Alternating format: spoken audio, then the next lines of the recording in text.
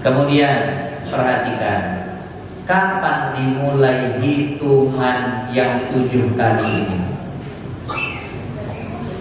Siraman yang mulai dihitung sekali, 2 kali itu adalah siraman yang menghilangkan najis. Ini misal,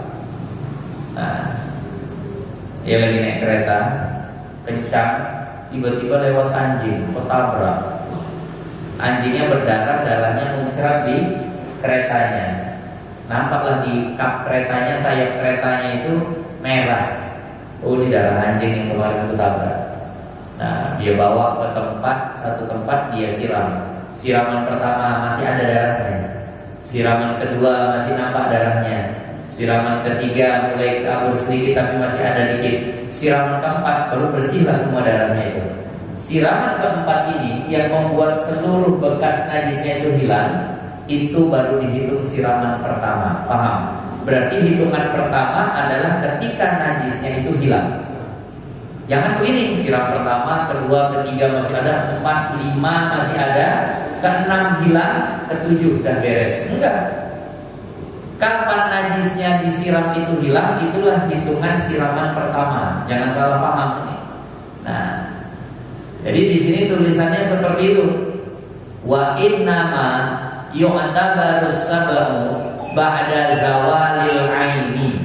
Nah, dihitungnya 7 siraman itu setelah hilangnya benda najisnya. Nah, famuziluha wa in ta'addada wahidatun. Maka siraman-siraman yang berbilang berkali-kali ujungnya itu menghilangkan najis, maka yang berkali-kali ini dihitung 1 siraman. Kalau ternyata belum menghilangkan najis, 10 kali baru hilanglah di situ warna darah anjingnya tadi. Nah, yang 10 kali itu hitungannya 1. Nah, bisa paham? Ini fikih ini begini, banyak yang diingat nih. Nah, pas gini, oh ya ingat, ini kan. Pas kena jilat anjing, waduh bagaimana semua? Udah lupa. Nah, ini alhamdulillah nih direkam. Jadi ini pas lupa tanya Bang Yudi, pas masalah jilat-jilatan anjing semalam tuh video yang mana? Kirim linknya.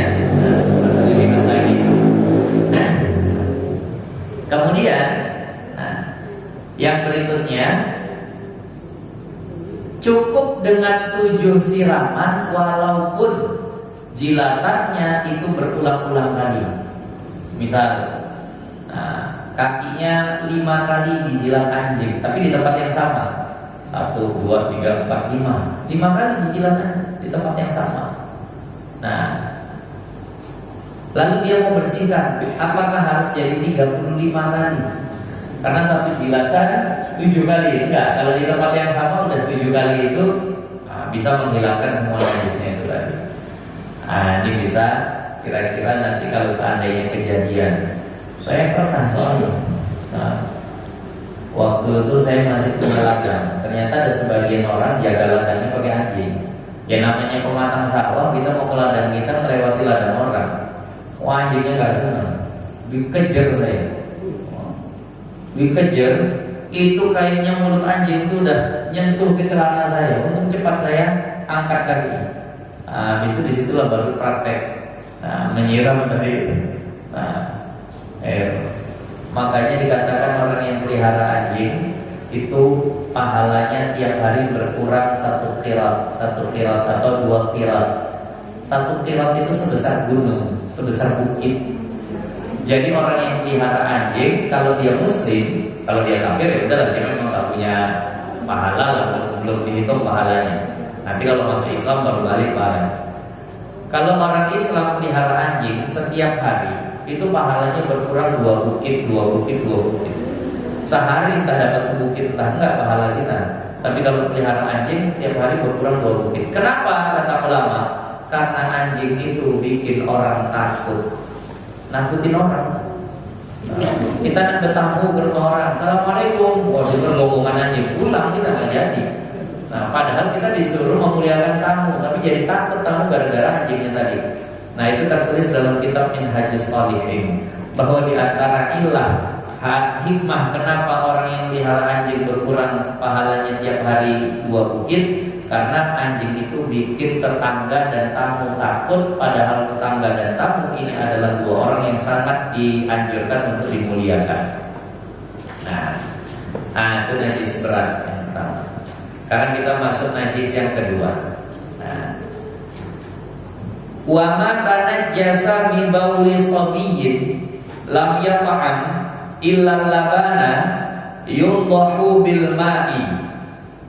Dan apa-apa yang bernajis dengan air kencing anak laki-laki, yang usianya belum sampai 2 tahun, qabla haulaini, sebelum sampai 2 tahun, dan belum makan apapun selain susu, maka cukup najisnya itu dipercik-percikan dengan air, nggak sampai mengalir, nggak apa.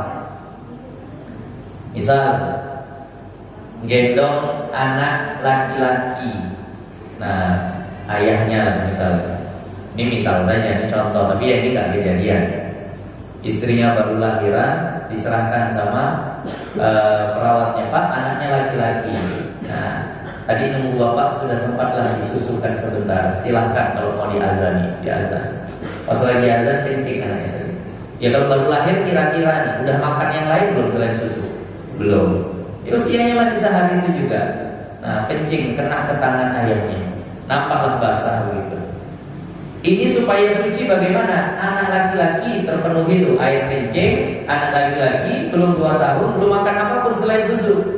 Maka dia ambil air percikan, tapi syaratnya jumlah air yang dipercikan harus lebih banyak daripada jumlah air kencingnya.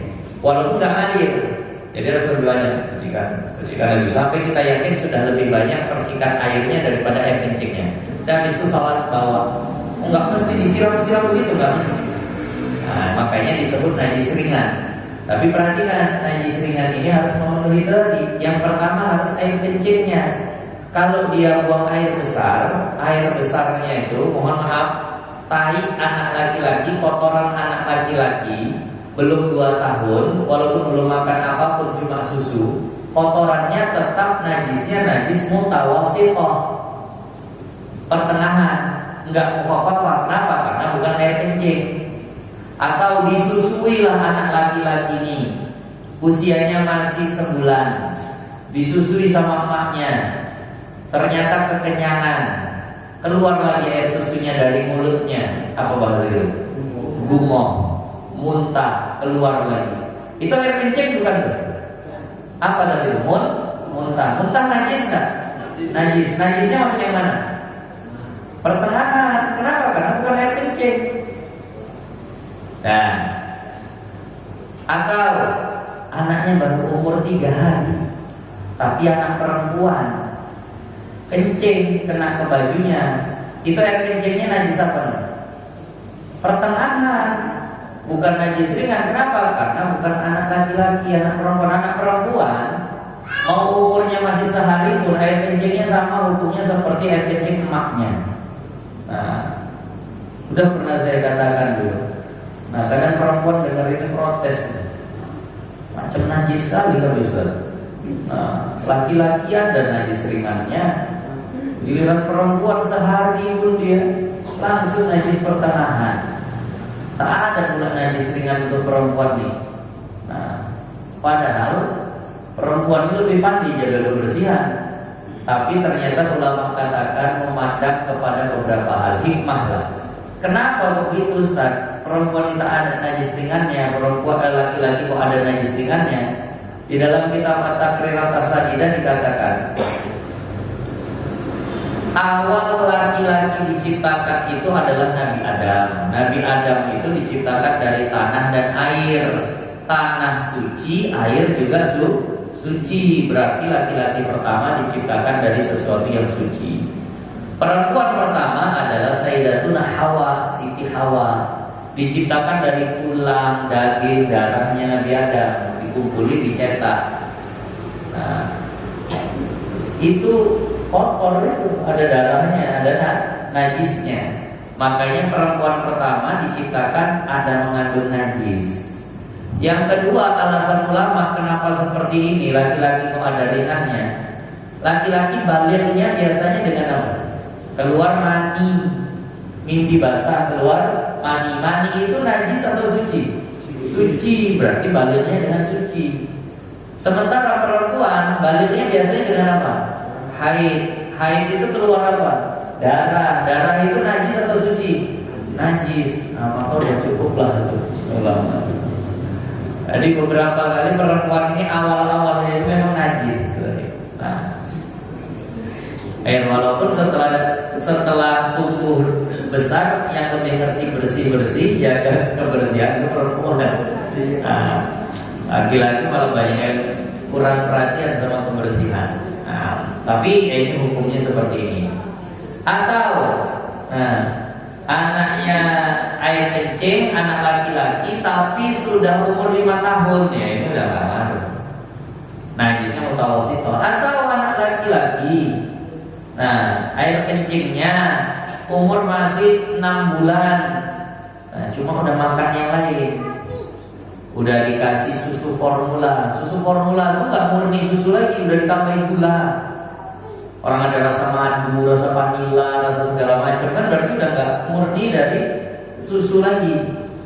Nah, maka kalau sudah minum susu formula, sudah makan Milna, nah apalagi lah Sun, Pediasur, terserah apa namanya, maka kalau yang seperti ini air kencingnya sudah seperti air kencing orang dewasa, mutawasito. Tapi kalau dia masih murni minum susu saja, baik susunya bukan susu emaknya, susunya itu susu lembu misalnya, atau susu kambing, tapi murni susu, maka ini najisnya masih najis mukhaffafah. Adapun yang masuk ke dalam mulutnya tapi niatannya bukan untuk mengenyangkan, itu nggak ngaruh. Contoh, anak umur 6 tahun atau umur 4 tahun sakit dia, berobat, dikasih apa biasa obatnya? Sirup ya. Disedot pakai speednya itu kan ada yang main pejet, lepas nanti masuk obatnya, masukkan ke mulut anak. Loh itu berarti udah bukan susu aja, Ustaz, yang dia makan ada yang lain. Ini masuk ke dalam mulut tujuannya bukan makan, tujuannya obat, maka ini nggak ngaruh. Tetap najisnya mukhaffafah. Begitu juga anak yang baru lahir sunnah ditahnik, dimamahkan kurma ke mulut orang solih, diambil dari mulut orang solih tadi, dimasukkan ke mulut anak itu. Loh itu udah ada kurma masuk, tapi tujuannya bukan makan, tujuannya tabarruk, mengambil barokah. Mulut orang solih yang sering zikiran, yang sering sholawatan, yang sering baca Quran, yang sering sampaikan ilmu, mudah-mudahan menular kepada mulut anak kami. Jadi keberkahannya nyampe. Itu sunnah. Kalau punya anak, bawa ke orang alim, orang solih. Nah, mamahkan kurma, ambil dari mulut. Bukan gini, bukan kurma itu cuma dikasih ke mulut anak saja. Dimamah memang sama orang alim. Dan mohon maaf, bahasanya sampai kena air liurnya orang alim tadi itu, diambil kemudian dimasukkan ke dalam mulut anak tadi itu. Nah, sampai begitu. Makanya mungkin di sini orang-orang salih, orang alim itu kalau bisa jangan merokok lah. Nah, emaknya bawa anaknya biar berkah. Oh iya sini pas. Makanya takut gitu. Sini biar berkah. Berkah nggak dapat nikotinnya pindah.